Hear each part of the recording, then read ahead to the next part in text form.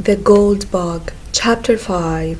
The chest had been full to the top, and we passed the whole day and the greater part of the next night in looking over everything that was in it. There was no appearance of plan or order in what had been put into the box. Everything had apparently been thrown into it without care or in a great hurry. Having separated the various articles according to their kind, we found ourselves with even a greater fortune than we had at first supposed. In gold alone, there was more than $450,000, judging the value as nearly as we could by the tables of the period. All were gold pieces of a distant period of time and of various kinds, French, Spanish, and German. Money, with a few English pieces of a style we had never seen before. There were also several very large and heavy pieces, so worn that we could make nothing of the writing upon them. There was no American money. In addition to all of this, there was a large amount of jewels and valuable stones of every kind and form. Of diamonds alone, we counted 110. Some of these were unusually large and clear. There wasn't a small stone among them.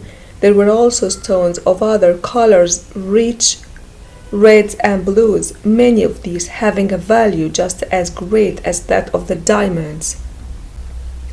Finally, there were other things too various to mention, but all of great value. These included several hundred finger rings and earrings, rich chains, 30 of these, if I remember correctly, 2 sword handles of gold, beautifully worked and set with rich jewels, also 197 gold watches, 3 of this number having a value of more than $500 each.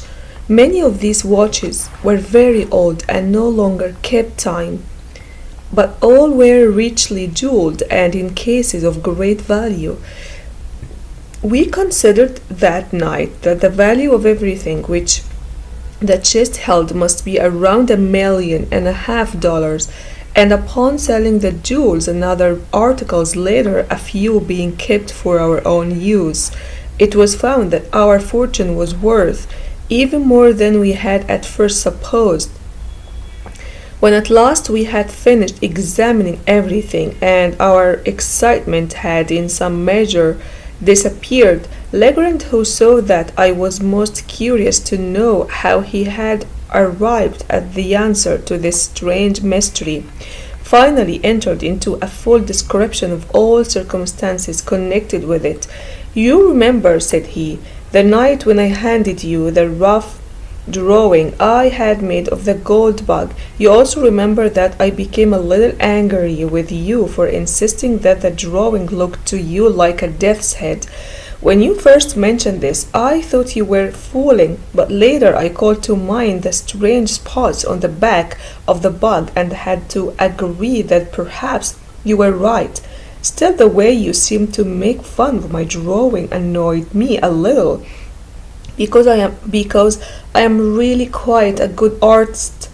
Therefore, when you handed me the piece of parchment, I was about to tear it up and throw it angrily into the fire." "The piece of paper, you mean?" said I.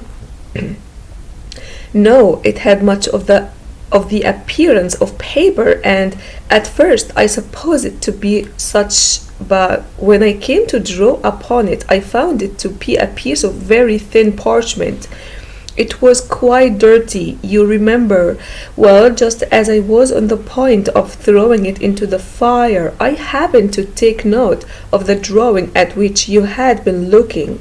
You can easily imagine my surprise when I saw in fact the figure of the death's head just where it seemed to me I had made the drawing of the bug. For a moment I was too much surprised to think clearly.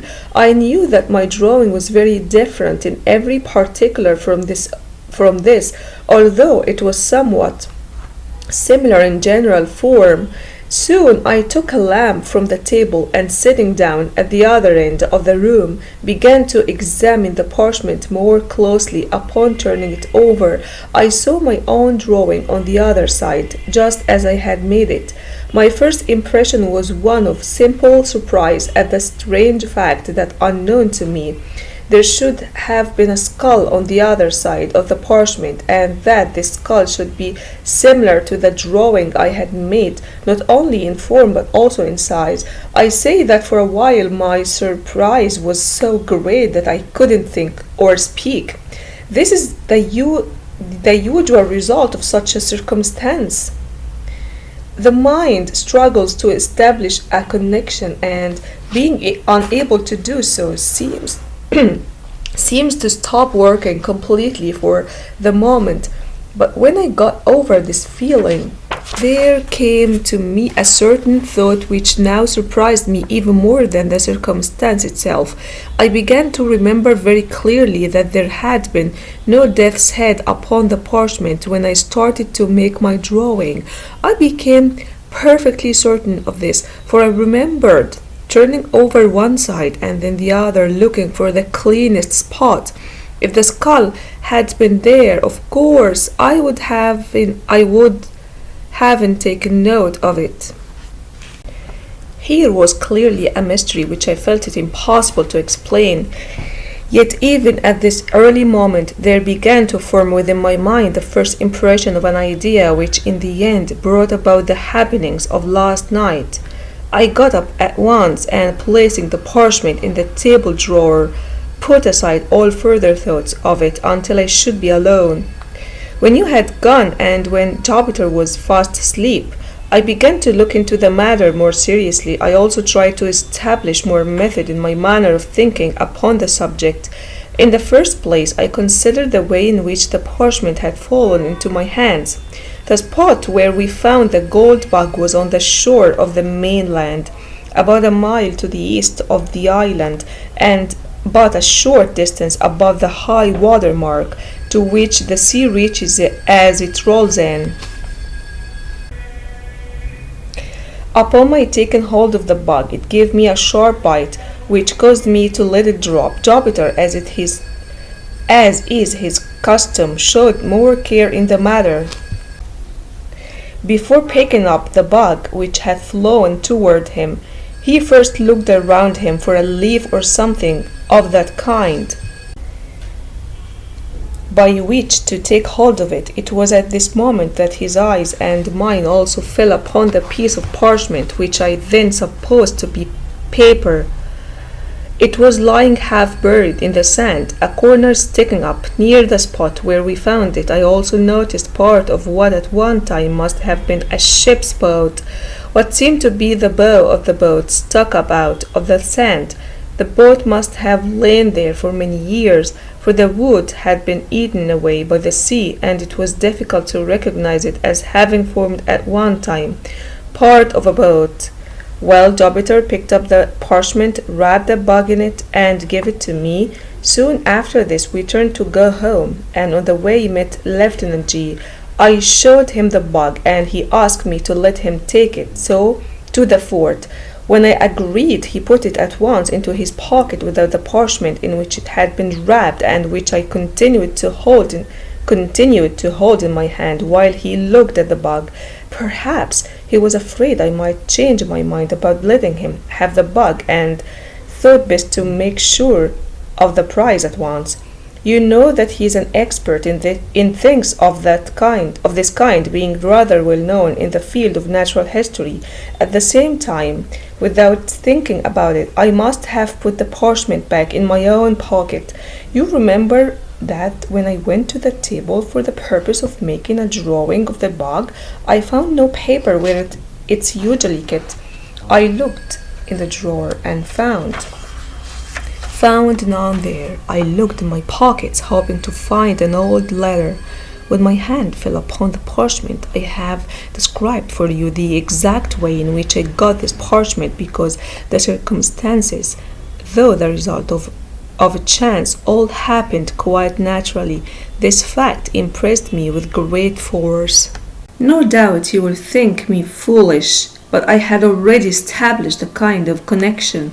I had put together two parts of a great chain. There was a boat lying along the shore of the sea, and not far from this boat was a parchment, not a paper, with a skull drawn upon it. You will of course ask, where is the connection? I answer that the skull or death's head is a well-known sign of the pirate. The flag on all pirate ships always bore this sign. I have said that the material was parchment, not paper. Parchment is strong and lasts for many years, although for ordinary purposes of drawing or writing it is not nearly as good as paper. This reflection suggested some meaning, some connection with the death's head. I also took careful note of the form of the parchment. Although one of its corners had been by accident torn, it could be seen that the original form was that used in most documents. It was just such a piece of parchment, therefore, as might have been chosen for a record of something to be long remembered and carefully kept. But I interrupted. You say that the skull wasn't upon the parchment when you made the drawing. How then do you find any connection between the boat and the skull, since the skull, according to what you have said, must have been put on the parchment?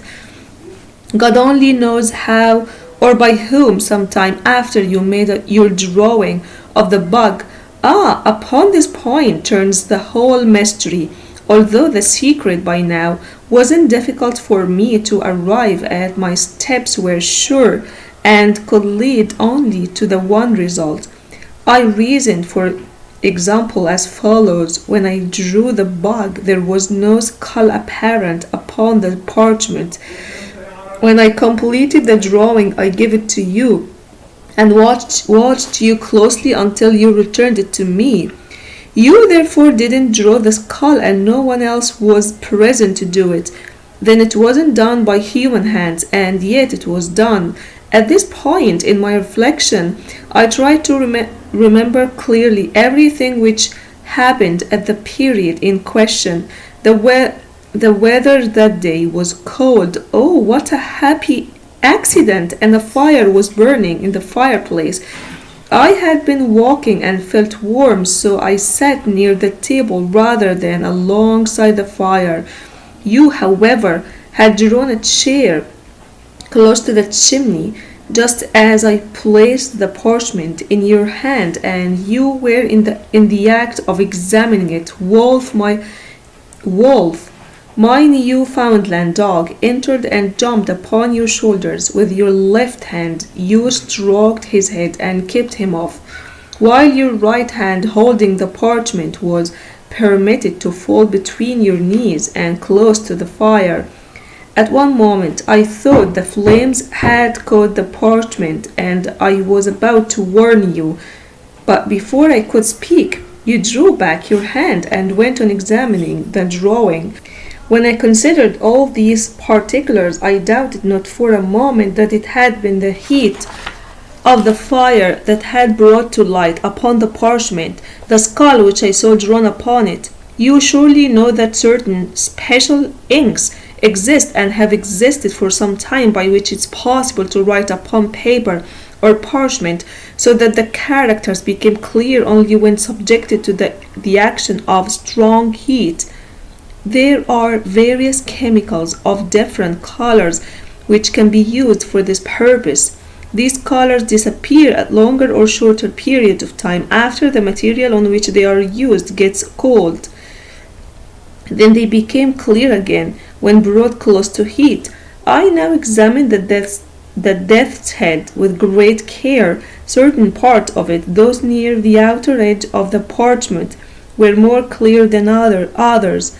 It seemed apparent that the action of the heat hadn't been the same everywhere. I immediately started a fire and subjected every part of the parchment to strong heat. At first, the only result which I noticed was that some of the lines of the death's head became somewhat clearer, But as I continued to hold the parchment near the fire, there slowly appeared in one corner, exactly opposite to the spot in which the death's head was drawn, the figure of what I first supposed to be a goat. A closer look, however, satisfied me that it was rather small for a goat and was really meant to be a kid.